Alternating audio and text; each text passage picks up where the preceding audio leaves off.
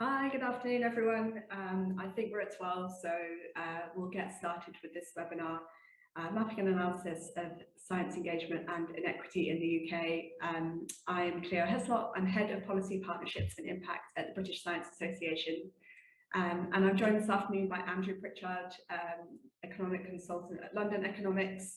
So the British Science Association commissioned London Economics to undertake some data analysis and mapping of many different types of science engagement that people might encounter across the UK, and the locations in which those opportunities are most and least prevalent.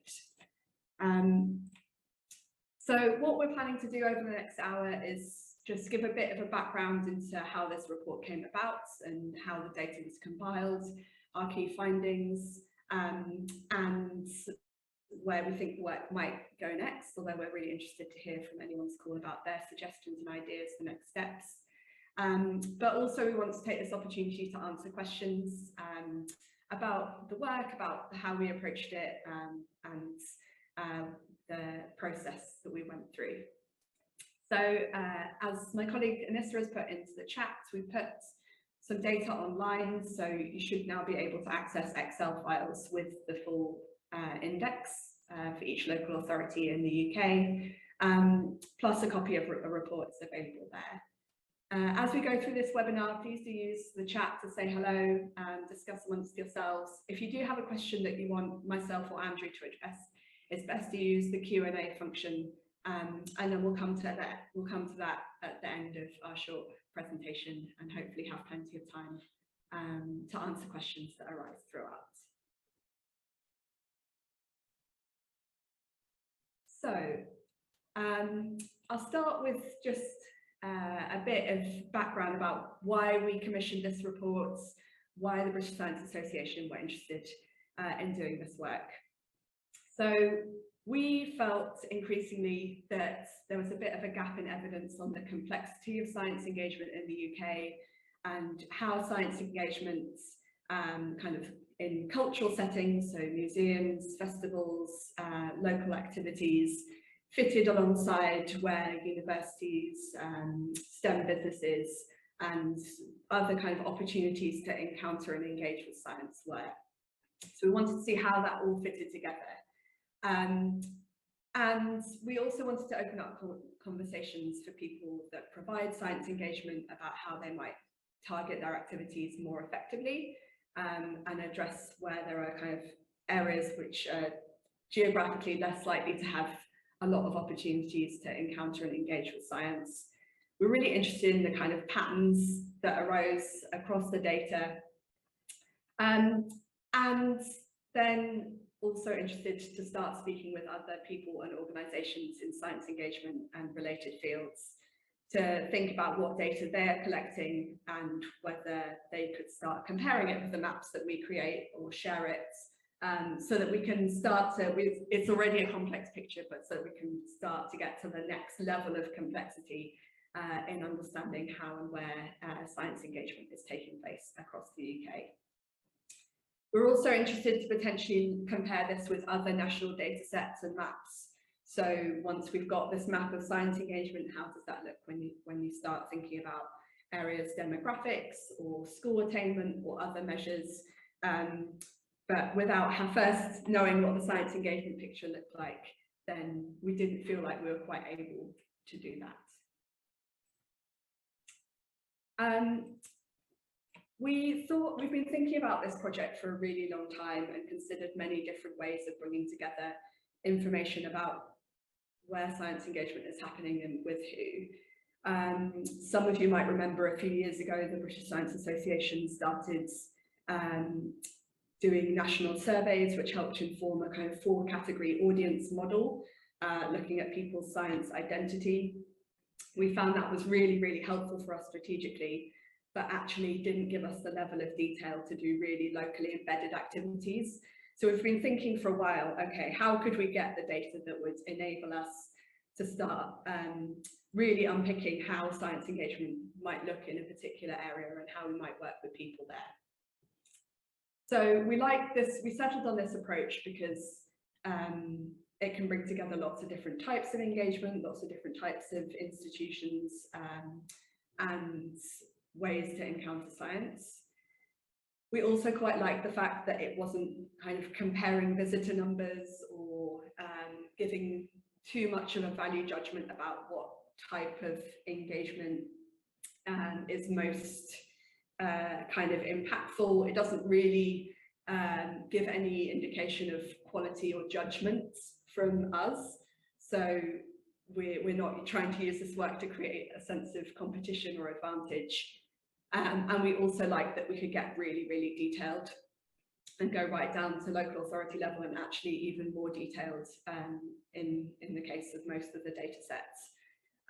And compared to when we were working before with survey data, where there were kind of representative samples but of around maybe 2,000 adults, we really couldn't understand at a very detailed level what was happening across the UK in terms of people's relationships with science, and this allows a much more detailed approach.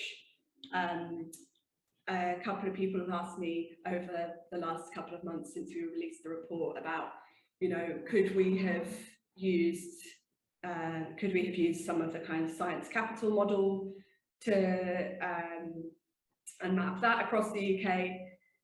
That would be fantastic, but I think it probably would require the survey approach, and then in order to get this level of detail using a survey, you would need to ask thousands and thousands of people. So ultimately, that's why we settled on using these data sets and bringing them together in this way. So at the outset, you know, we were limited by a few factors in the data. We needed it to be complete and mappable across the UK. So Andrew might say a couple more things about this, but for example, we considered using indices of multiple deprivation as a key indicator, but actually some of that data is collected differently in different UK nations. So it wasn't that we couldn't directly compare it across all of the local authorities in the way that we wanted to.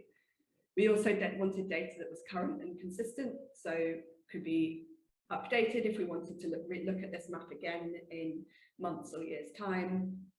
We wanted a good amount of variation so that we could appropriately determine those kind of hot and cold spots in the data and the opportunities for engagement. So we needed data that was kind of varied enough for us to be able to map it in that way and give us useful information. And then also we needed it to be relevant to science engagement. So we were quite selective in the indicators that we first chose. So I'm going to hand over to Andrew now to talk a little bit about how the indicators were chosen and compiled and put together into the index. Perfect. Thank you, Clio. So as Clio mentioned, the first stage of the data analysis was to identify indicators that we could use in the index. And we touched on those 4 points in ensuring each of the data sets met those 4 points. And once we decided indicators did meet each of those 4 points, we had to make sure that they were available at granular level, at geographic level, so we could compare across local authorities most importantly, but also hopefully at lower layer super output area level. Once we'd compiled this list of indicators, it became apparent that the best way to set up the index was to split it into 4 domains. And you can see the 4 domains on the screen here, the first of which is education. And as Clio mentioned, we included the index of multiple deprivation in this, but within the domain, it receives a 0 weighting as it was incomparable across each of the 4 home nations. The reason that we set the index up as such with 4 different domains is it allowed us to be very flexible with the weightings for each of the indicators, but also the domains. So in the table, in the right-hand column, you can see the weightings of each of the domains. So you have education 25%, industry 30%, institutions 15%, and cultural 30%. And then within each domain, there are weightings for each of the indicators. So for example, within the industry domain, STEM jobs takes 40% weighting, STEM businesses 40% weighting, and R&D expenditure 20% weighting. What's most important about the index is making sure that each of the indicators are directly comparable. What we didn't want to create was an index of development where we just showed areas where there were more businesses or more jobs available, and it ended up being London or Manchester or urban areas that were ranked right at the top. So each of the indicators is made comparable by, for example, being a percentage. So if you look at the R&D expenditure indicator, this was modeled as the R&D expenditure per STEM business unit within that local authority, which made it comparable across all local authorities. Where there were issues with indicators having very similar values, for example, the science museums indicator, where most local authorities either had 1 science museum or 0, we used another metric to rank local authorities. So in the case of science museums, this was population, where the local authority with no science museum, but the greatest population, would be ranked last in the index. Moving on to some of the trends amongst each of the domains, you can see the maps here for both the education and industry domain across the UK, with the darker shaded local authorities being those that ranked more highly. For the education domain, as we mentioned, the index for multiple deprivation and the education skills and training domain within that was incomparable across the 4 home nations, so only the indicator on the proportion of graduates was used for this domain. This domain is the one that's most driven by the location of cities, as we find that graduates are attracted to large cities, and that's where jobs tend to be for them.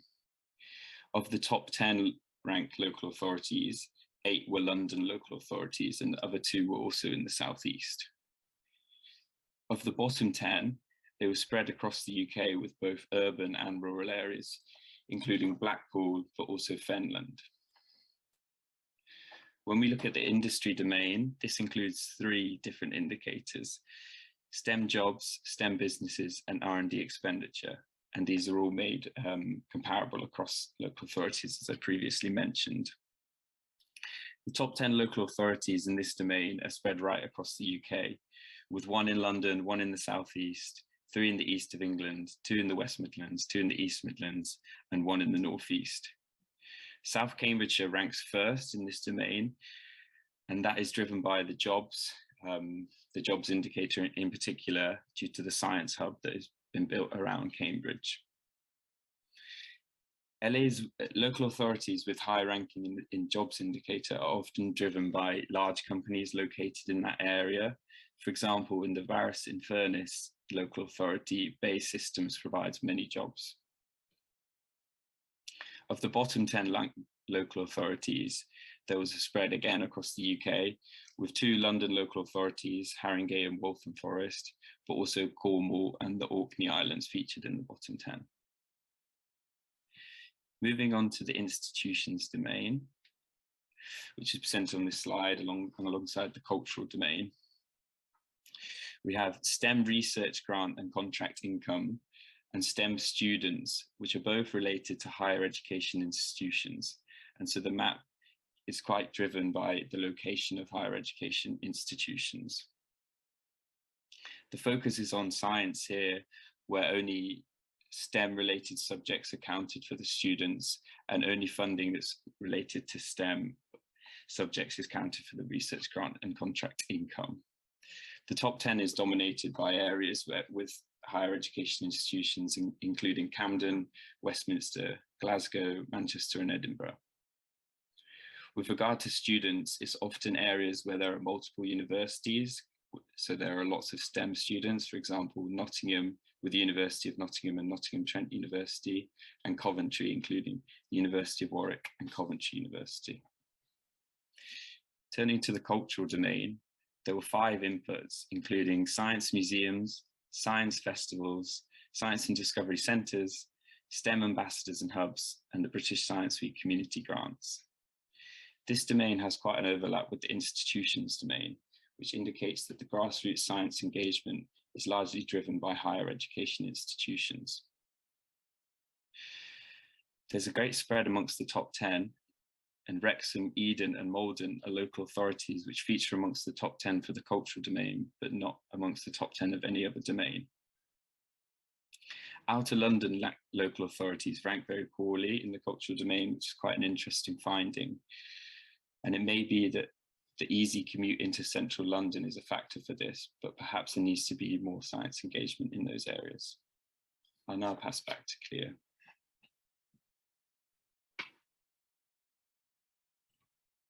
Thank you so much, Andrew.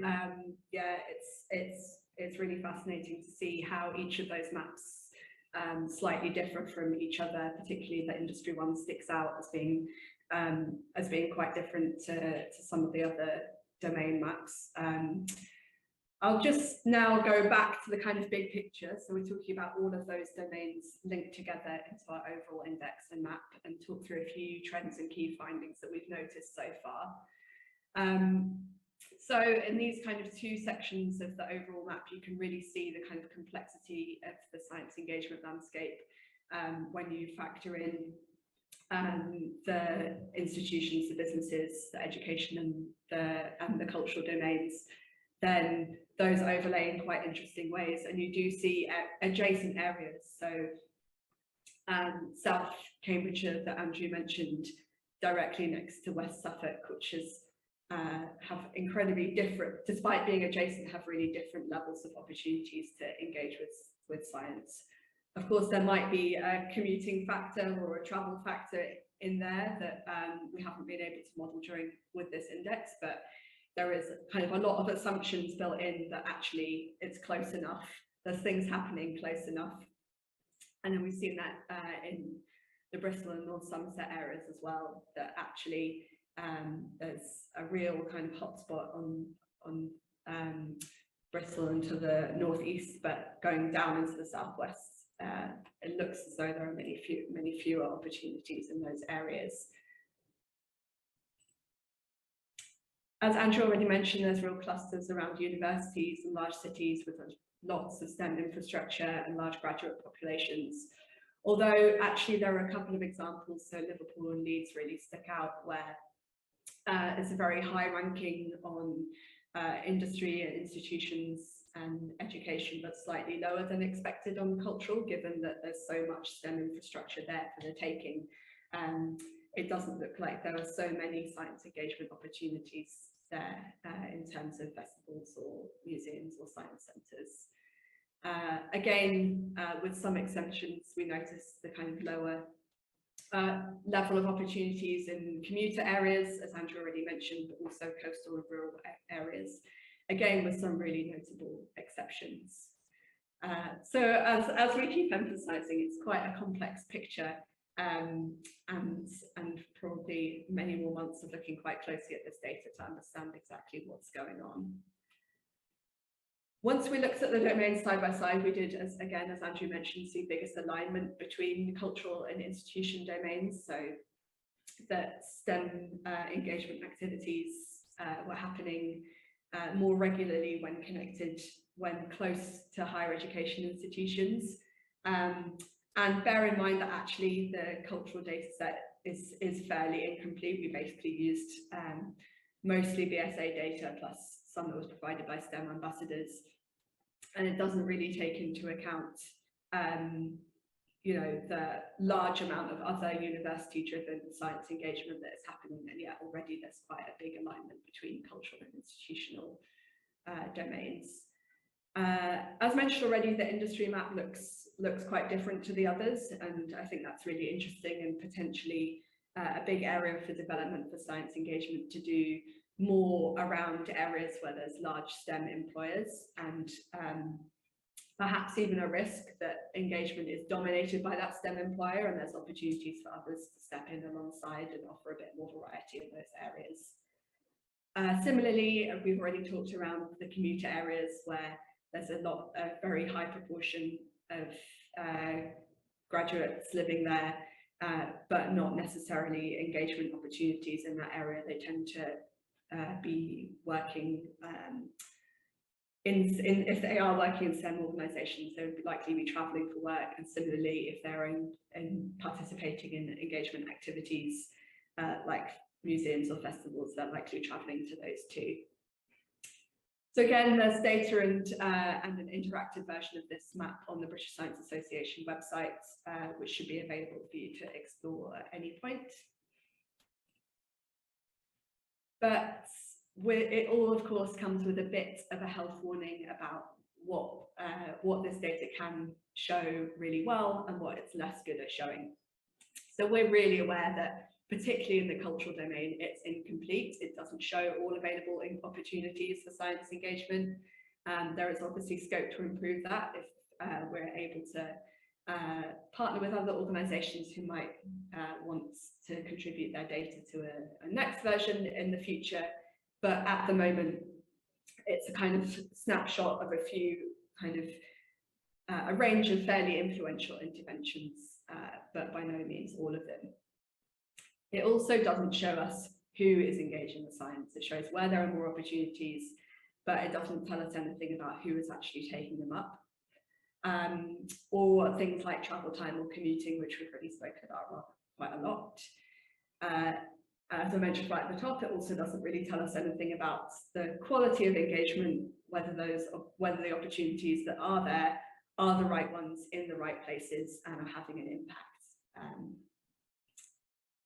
So there's a lot that we can see and a lot of questions that we can ask based on those data and maps, but also a lot of things that actually we're slightly limited by. So that's why I think actually more than anything else, it's a great tool for asking better questions. So about whether we're making the most of opportunities to engage with people, how this map in the future, whether we could explore how this map does align to things like attitudes to science or actions that are associated with being more engaged with science, or things like attainment in STEM subjects. You know, that could be a really interesting thing to explore in future. Also looking at the impact of activities in areas where there's a lot of activity or not very much activity, you know, how impactful, once we know that actually there's not many opportunities around, are the ones that are there, are they more impactful, or are they actually tending to collect people that travel from further afield to access them? We're interested in how generally the British Science Association is really interested in locally embedded activities and how hands-on or off we would need to be in those areas in order to sustain the engagement. And then, as already mentioned, you know, there's a huge piece around the demographics in each area and the diversity of people and communities that access science engagement and are making the most of the opportunities that are available to them, but also how inclusive and appropriate the activities that are available are to the people that live in the area. So there's a huge amount of understanding of audiences that could go alongside this work, which we've barely scratched the surface of. So with that in mind, there are really a lot of potential directions for the British Science Association to go next. So potential for some, with the maps that already exist, some things to make them potentially a little bit more user-friendly to practitioners, or providing some case studies or deep dives into some of their areas. Then if we were going to repeat this exercise or add to it, then I think initially we definitely would want to look at better and more complete data in the cultural domain, but there are probably other opportunities to add to the index too. And then as mentioned as well, the kind of mapping the index against outcomes, and whether we could start generating maps that we can compare against. So there are lots of potential directions of work, and we're really excited to speak to people and see where we think it could go next. So I'm going to wrap up the presentation here and just, you know, if there's anything in particular that doesn't get covered during the Q&A, but that you would still like more information on, then my details are on screen here. And as mentioned, all of the information is provided on the British Science Association website. I can see that we have one question in Q&A from Jane. Could you talk about what you found in the northwest of Scotland There's a low ranking for education, industry and cultural, but very high ranking for institutions. Andrew, can you say any more about that? Sure, yeah, no, I unfortunately don't know the data specifically for the northwest of Scotland. The resource has now been made available online to look at the Excel, and you can see the rankings amongst each of the 4 domains. And within that, you can see each of the indicator rankings. Unfortunately, it doesn't provide the data that goes into these rankings. But my explanation would be that there's likely one or more higher education institutions in that local authority, which is driving the ranking up for that. And it might be that they're, I'm not sure if it's the University of Highlands and Islands. Yeah, as I say, sorry, I don't know off by heart, but it might be that this is a more science-driven university and they have a lot of STEM students or a lot of funding that goes into their science research. So that's why their ranking is perhaps higher for the institutions. And then in terms of the other domains, it's again the indicators that feed into those domains.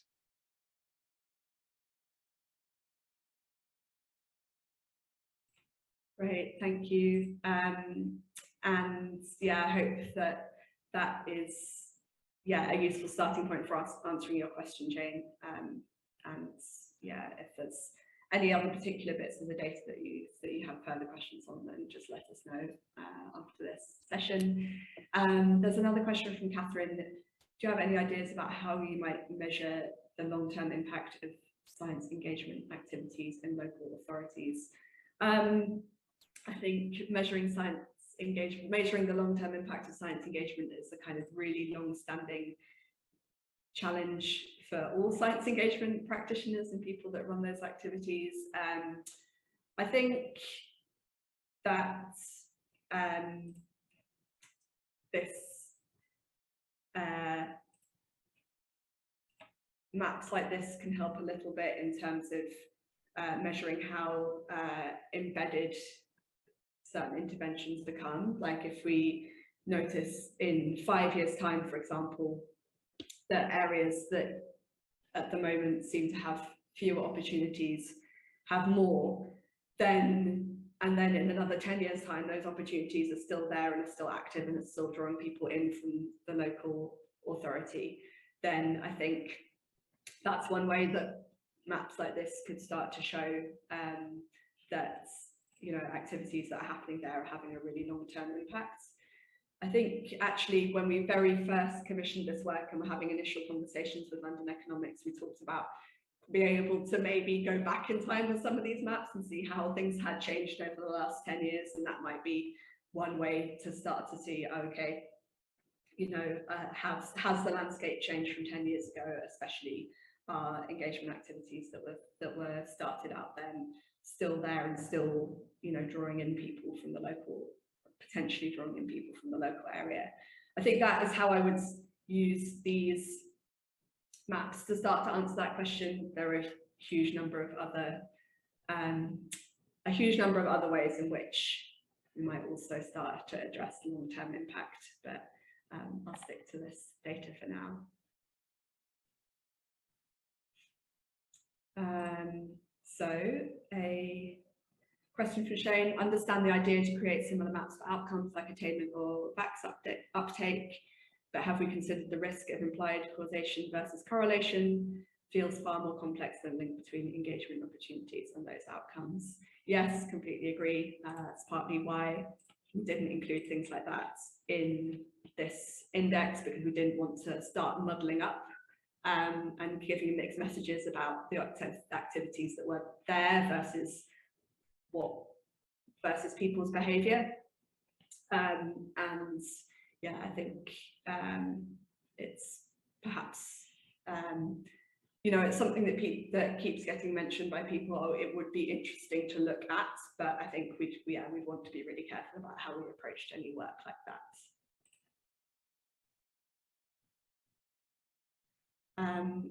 Andrew, I think a question that might be helpful for you to answer.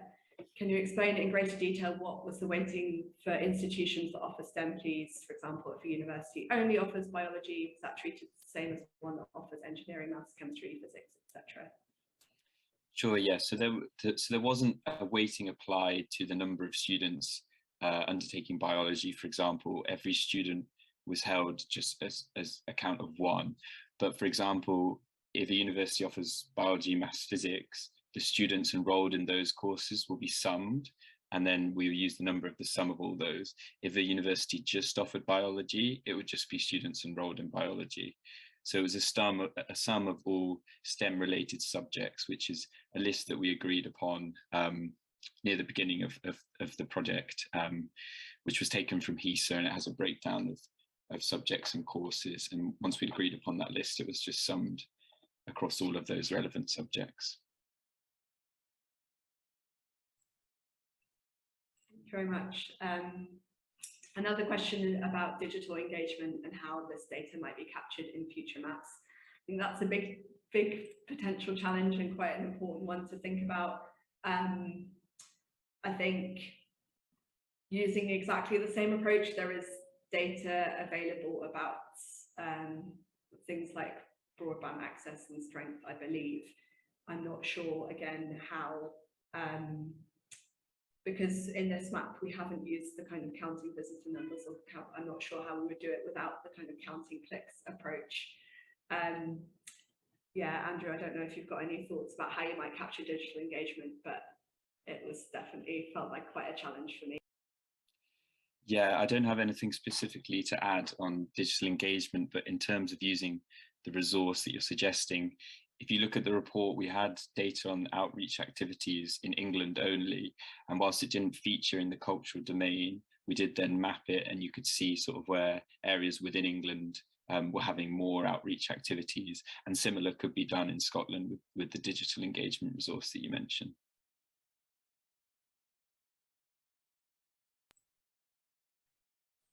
Great, thank you. So are voluntary activities such as local astronomical societies included in the study? Not at present, although I think that would be a really interesting thing to add into future versions of this work. Again, we were on quite a tight timeline for pulling together all of the work and all of the data. And so again, that's a slight kind of internal limitation about, we felt like so there was that's an example, and there are a couple of other examples of data that we would have loved to include, but would have involved quite a lot of digging around on our end just to make sure that that data set was as complete as it could be. But certainly if there were opportunities to add in many more of the kind of grassroots and voluntary activities that are happening across the country, and as I mentioned before, some of the university-led engagement as well, it would be great to be able to include that if we were able to repeat this exercise at any time in the future. Gosh, questions are flooding in now, this is great. So people have been interested in potentially mapping science capital assessments. Can you tell us more about this? Yes-ish, it's more that people have approached me after seeing the report and said kind of, oh, wouldn't it have, you know, why didn't you use science capital as an exact framework, or could you have done? And that, yeah, there was an appetite to see what science capital looked like across the UK. I think, to my mind, using this approach, what we've come up with is probably getting close to a map of science capital, but perhaps many people will disagree with me on that. It was more that we felt that that would probably require a survey approach, and creating a survey on that scale that would go into the deep level of detail that these maps do would have added at least one other zero to the budget that we were working with. So that's the really kind of straight and honest answer about why we didn't do that. I know that the Aspire 3 project had been looking at adult science capital, and let's watch this space and see what's coming through from that project.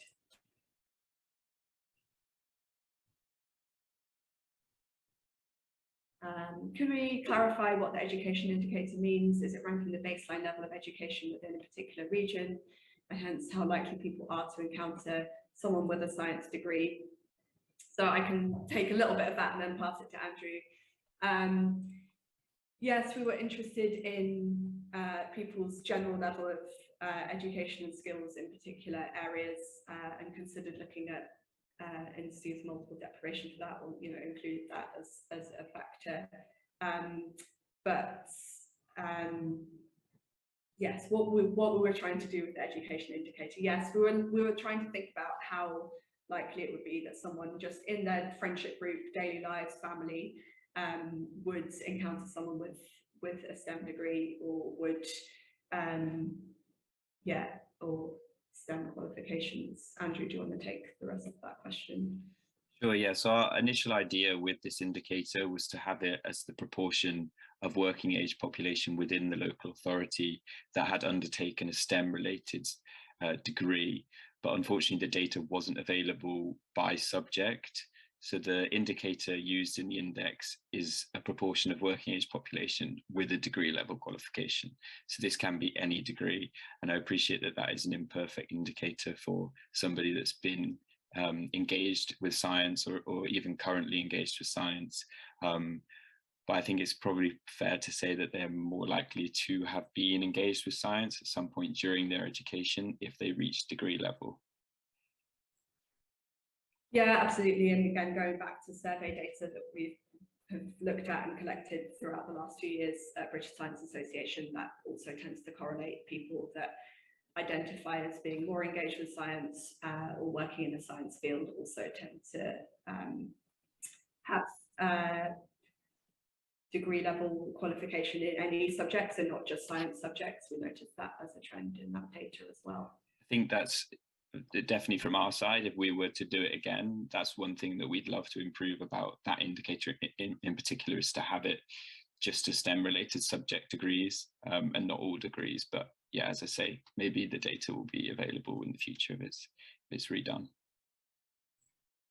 Yeah, and there's another question about college graduates as STEM subjects. I presume they meant further education rather than degree level, in which case it was just, I believe, just graduate level that we looked at. Yeah, I think so.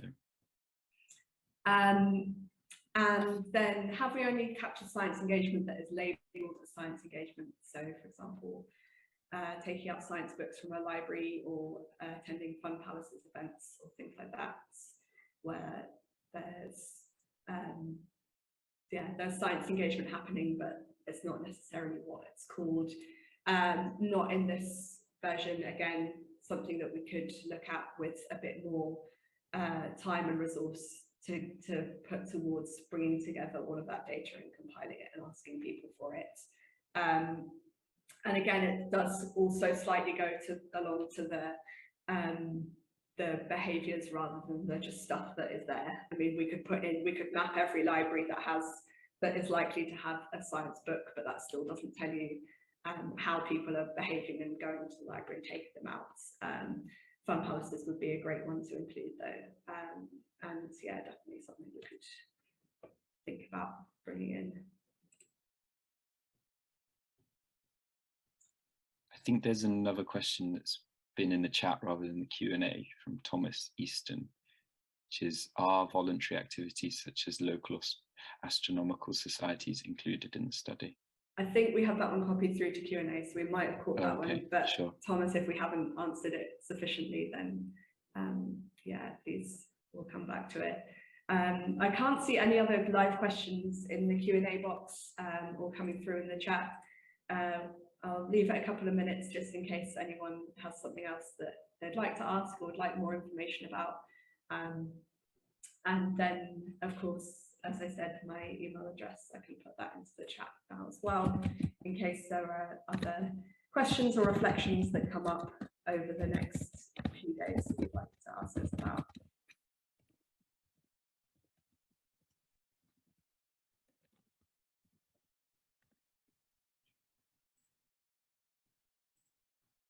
Okay, are we going to do this again, the collation of data, I mean? I think, yeah, if there's a clear appetite for it from people, I think if we feel like we can develop this work and this index further in a way that, you know, if we think that probably it's just going to include more or less the same information, then we would probably do it again, but not immediately. But I think especially if organisations are happy to have their data included, or as Andrew said, if we can just slightly tweak and improve some of the indicators that we used in this index, then we'd definitely be interested to revisit it. Again, provided there was interest and appetite from people, and I think as well, once we've got a bit more of a sense of exactly how people want to use it and how it's informing our activities, that would help us decide the next steps. Okay, I think we might have come to the end of people's questions on the work, and so we'll probably wrap up in the next minute or two unless any final things come in.